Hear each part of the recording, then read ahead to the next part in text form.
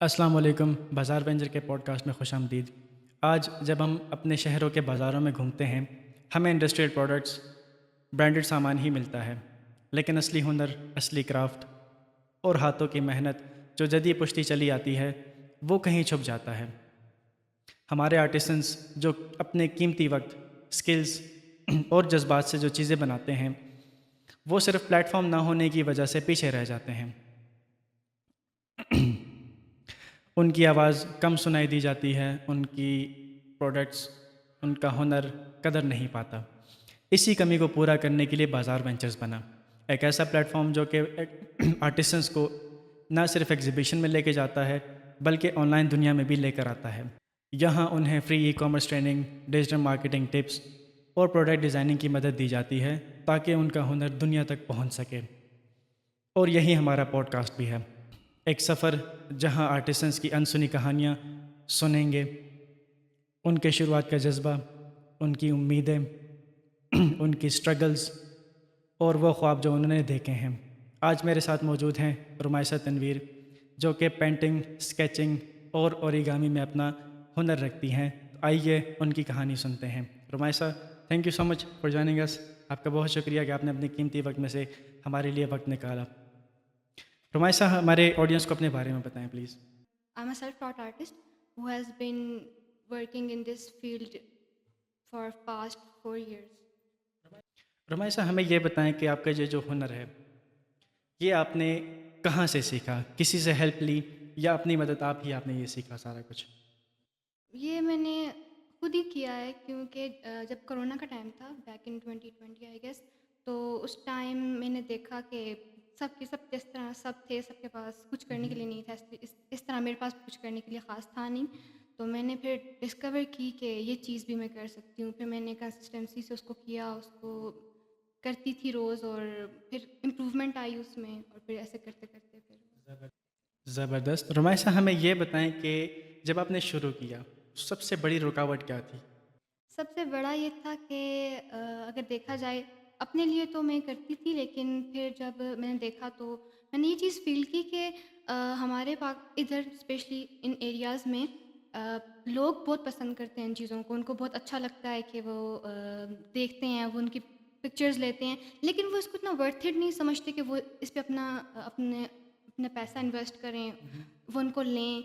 ये चीज़ वो नहीं समझते। वो कहते हैं कि उनको देखना बहुत पसंद है, बहुत फ़ैसिनेट करती हैं उनको चीज़ें, लेकिन वो इस पे इन्वेस्ट करना इतना ख़ास उनको इंटरेस्ट नहीं होता। जब आपने स्टार्ट लिया और आपने देखा कि रिसोर्सेज या अपॉर्चुनिटीज़ ना होने की वजह से आपको दिल टूटा हो, या आपने कहा कि बस छोड़ देते हैं, कभी ऐसा वक्त आया है?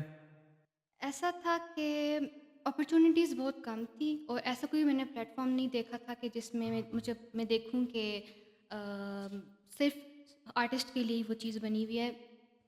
था इंस्टाग्राम, उस पे था, लेकिन इंस्टाग्राम इज़ नॉट कि आपको फुल्ली आर्टिस्ट के साथ सपोर्ट करे। वो और भी उस पे कंटेंट थे, तो वो उसमें थोड़ा स्पेस दी हुई थी कि मैं उस पे अपना आर्ट जो है वो शोकेस करूँ, जो कि मैंने किया भी। और उसी पे किया, और इतनी अपॉर्च्युनिटीज़ मैंने नहीं देखी कि आपको ऑफ़लाइन भी अपॉर्च्युनिटी मिल रही हो, ऑनलाइन भी अपॉर्च्युनिटी मिल रही हो, आप उसको अवेल करें। ठीक हो गया। इससे पहले आपने कभी एग्जीबिशंस में हिस्सा लिया, वो एक्सपीरियंस आपका कैसा रहा? मैंने एक बार लिया था एक्सपीरियंस, और अच्छा एक्सपीरियंस था, काफ़ी कुछ सीखा भी। तो मुझे ये फ़ील हुआ कि जितने भी लोग आपके पास आएँगे ना, वो बहुत फ़ैसिनेट होंगे, कलरफुल चीज़ें होंगी, और वो उसको देखेंगे कि वो किस तरह से बनी हुई है। वो देखेंगे डिटेलिंग कैसी है, सब कुछ देखेंगे। लेकिन वो देखकर वो चले जाते हैं, स्पेशली यहाँ पे, और वो इतना वर्थ इट नहीं समझते कि वो ये चीज़ लें, इसको इतना इन्वेस्ट करना उनको नहीं इतना वर्थ इट लगता। बात आपकी बिल्कुल भी ठीक है। अच्छा, दूसरा ये कि आप हमारी ट्रेनिंग्स का हिस्सा है ना, जहाँ पे आपको ई कॉमर्स और digital marketing tips and tricks सिखाई जाती हैं, और कुछ ग्राफिक रिप्रेजेंटेशन भी आपको सिखाई जाती है। तो ये ज्वाइन करने के बाद, ये ट्रेनिंग्स लेने के बाद आपको क्या, मतलब अपने अंदर कोई इम्प्रूवमेंट आपको महसूस हुई है, या कोई हेल्प आपको मिली? जैसे मैंने मेंशन किया कि मैंने इंस्टाग्राम पे जो है वो काफ़ी कुछ मैं पोस्ट करती थी सब कुछ। लेकिन जब मैंने यहाँ पे ट्रेनिंग ली तो मुझे पता चला कि कौन बहुत सारी चीज़ें ऐसी थी जिसमें मैं लैग कर रही थी। जैसे अब जो मुझे नहीं पता था कि अपने ऑडियंस तक किस तरह से पहुँचना है, अपने किस तरह से चीज़ों को पोस्ट करना है, किस तरह से उनको बताना है कि आपने क्या बनाया हुआ है। पोर्ट्रे सही तरह नहीं हो रही थी। तो मैंने फ़ील किया कि आप जिस जिस तरह जितनी ट्रेनिंग्स में हमने जो चीज़ें सीखी वो पहले मुझे नहीं पता थी और फिर साथ-साथ वो पता चली और काफ़ी फिर मुझे इम्प्रूवमेंट फ़ील हुई कि ये भी एक है कि आप ये चीज़ भी लेके आप अपने आप को बहुत आगे तक लेके जा सकते हैं। ठीक है। अच्छा, आप जब एक प्रोडक्ट तैयार करती हैं, बनाती हैं ना, तो कॉन्सेप्ट से फाइनल प्रोजेक्ट जो आपकी फाइनल प्रोडक्ट होती है ना, वो क्या थॉट प्रोसेस होता है? क्या आप उसके पीछे क्या सोच के आप एक प्रोडक्ट बनाती हैं? वो जर्नी ज़रा हमसे शेयर करें प्लीज़। जब भी कोई ऐसी चीज़ में ऐसी कोई पिक्चर देखूँ जो मुझे बहुत ज़्यादा फ़ैसिनेटिंग लगे, तो मैं उसको ड्रॉ करने की कोशिश करती हूँ कि मैं उसको बनाऊँ। या फिर कोई ऐसी चीज़ जो मैं देखूँ और मैं कहूँ कोई पिक्चर कोई रेफ़रेंस नहीं है, लेकिन मुझे वो ऐसा फ़ील हो कि मुझे ये बनानी चाहिए, तो मैं वो चीज़ें बनाती हूँ और पहले तो मैं उसका रफ़ स्केच करती हूँ, उसके बाद फिर कलर्स, पेंटिंग्स वग़ैरह। फिर मैं देखती हूँ कि इसमें कोई ऐसा रूम रहता है कि मैं इसमें अपना कोई आर्ट दिखा सकूँ। जैसे अब बहुत सी मेरी पेंटिंग्स ऐसी हैं जिसमें मैंने ना शीशों से काम किया हुआ है। मुझे ऐसा लगता है कि कुछ ऐसे छोटे-छोटे पॉइंट्स हम ले सकते हैं कि हम उसको और एनहांस कर सकते हैं। तो वो छोटे-छोटे पॉइंट्स मैं लेकर उसमें अपना आर्ट करती हूँ। रमाई साहब, दूसरे प्लेटफ़ॉर्म्स और बाज़ार वेंचर्स में आपको क्या फ़र्क लगता है?